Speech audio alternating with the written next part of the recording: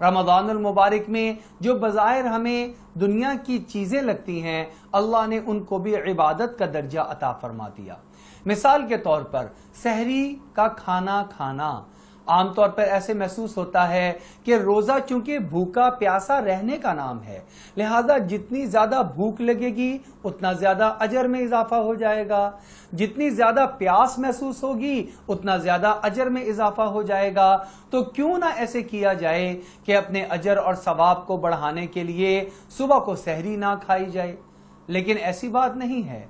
قربان جائیں ہمارے پیارے نبی جناب محمد الرسول اللہ صلی اللہ علیہ وسلم کے رحمت للعالمین ہونے پر کہ اللہ نے آپ صلی اللہ علیہ وسلم کے لیے ایسا پیارا دین جس کو دین فطرت کہتے ہیں، اللہ نے اس کا انتخاب فرما دیا۔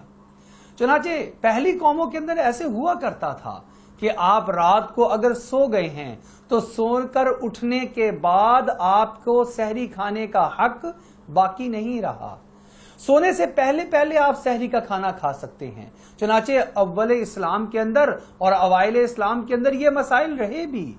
لیکن اللہ نے یہ شفقت فرما دی اور فضل فرما دیا کہ اللہ نے قرآن کی آیات نازل فرما دی کہ اب تم لوگ صبح سحری کا جو وقت ہے اس وقت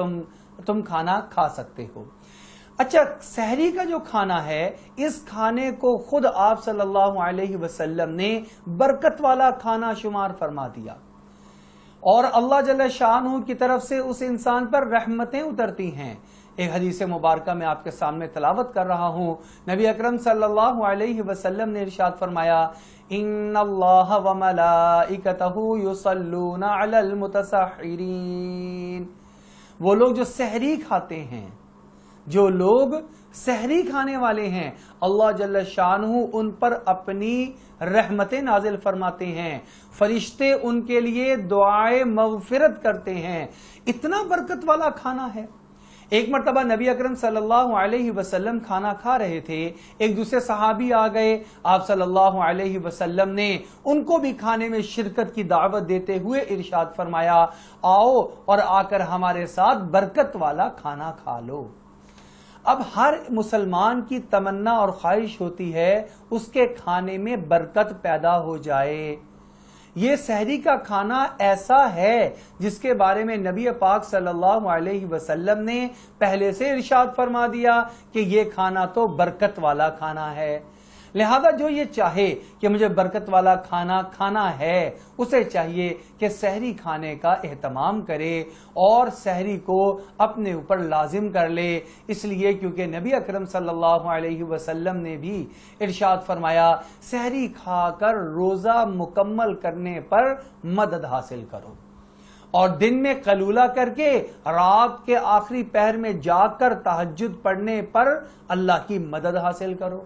یعنی جو انسان سحری کھائے گا اس کا روزہ انشاءاللہ اچھا گزرے گا، جو دوپہر کو قیلولہ کر لے گا وہ رات کے آخری پہر میں کھڑے ہو کر اللہ کے سامنے تہجد میں آہوزاری اور اللہ سے دعا اور اپنے گناہوں کی مغفرت چاہ سکتا ہے۔ یہ سحری جس طرح ایک برکت والا کھانا ہے، ویسے ہی افطار یہ بھی برکت والا کھانا ہے۔ نبی اکرم صلی اللہ علیہ وسلم نے جو قبولیت دعا یعنی دعا کی قبولیت کے مواقع بیان فرمائے ہیں، ان مواقع کے اندر ایک موقع یہ بھی ہے۔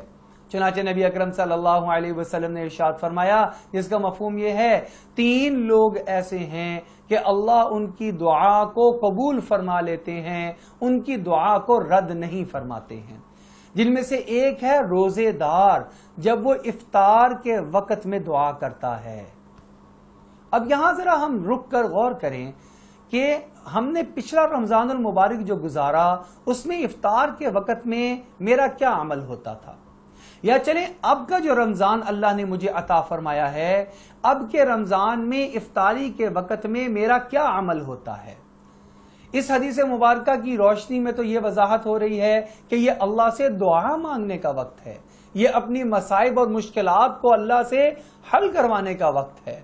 یہ تو اپنے گناہوں کو اللہ سے معاف کروانے کا وقت ہے، یہ تو اپنے کاروبار میں برکتیں لینے کا وقت ہے، یہ تو اپنی اولاد کی خیر خواہی اور ترقی مانگنے کا وقت ہے، یہ تو پوری امت مسلمہ کی خیر خواہی اللہ سے مانگنے اور چاہنے کا وقت ہے، جس وقت میں اس لیے ٹی وی لگا کر بیٹھ جاتا ہوں کہ مجھے ٹائم پتہ چل جائے گا کہ روزہ افطار کا ٹائم کیا ہے۔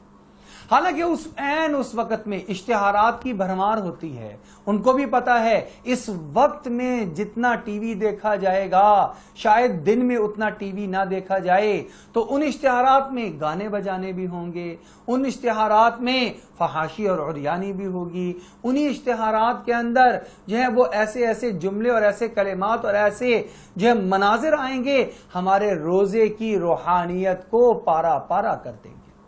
لہٰذا ہم ایک اس بات کی نیت اور ارادہ کریں، ہمارے جو برکتوں والے وقت ہیں، خاص طور پہ سحری کا وقت وہ برکتوں والا ہے، اس وقت میں نہ ریڈیو لگائیں گے نہ ٹی وی لگائیں گے۔ ہر ایک آدمی کے ہاتھ پہ گھڑی ہے، ہر ایک آدمی کے پاس موبائل موجود ہے، سائرن بجتے ہیں، اذانیں ہوتی ہیں۔ اب وہ معاملات ختم ہو گئے کہ ہمیں پتہ کیسے چلے گا کہ روزہ کا افطار کا وقت کب ہو رہا ہے۔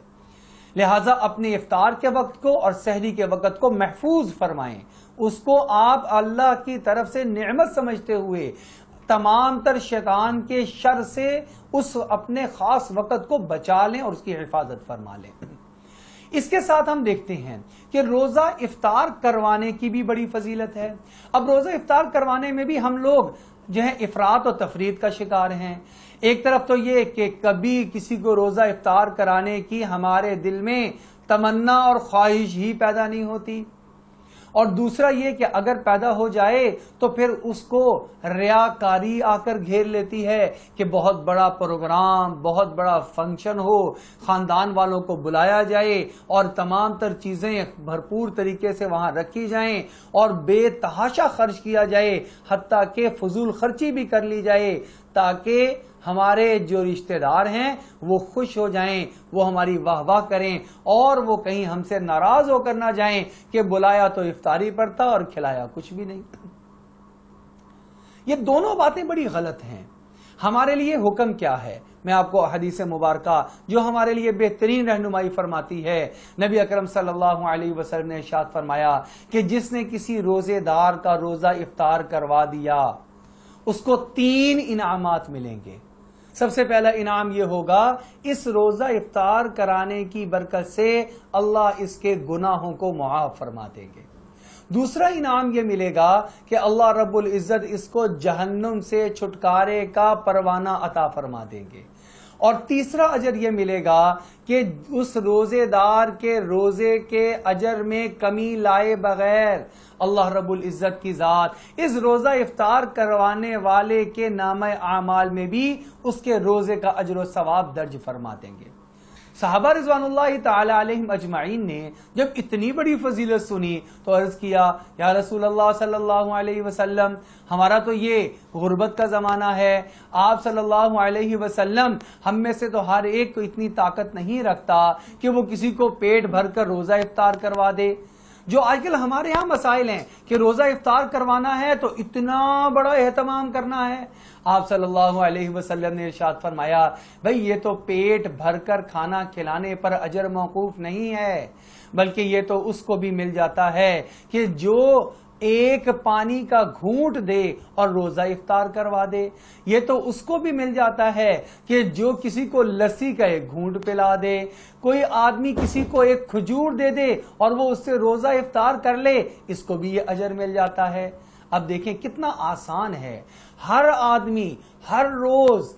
کئی روزے داروں کا روزہ افطار کروا سکتا ہے اگر آپ صلی اللہ علیہ وسلم کی بتائے ہوئے راستے اور سنت کے مطابق سادگی کے ساتھ، آسانی کے ساتھ، اپنائیت کے ساتھ اس سنت پہ عمل کرنے لگے تو۔ اور کتنے روزہ داروں کے لیے آسانی ہو جائے گی روزہ کے کھولنے کے اندر۔ لہٰذا ہمیں سحری کی بھی اہمیت کا پتہ ہونا چاہیے اور اس کی برکت کا پتہ ہونا چاہیے، ہمیں افطاری کی برکت کا بھی پتہ ہونا چاہیے اور ہمیں روزہ افطار کروانا بھی چاہیے۔ اللہ رب العزت سے دعا ہے اللہ رب العزت ہمیں مکمل دین پہ عمل کرنے کی توفیق عطا فرما دے۔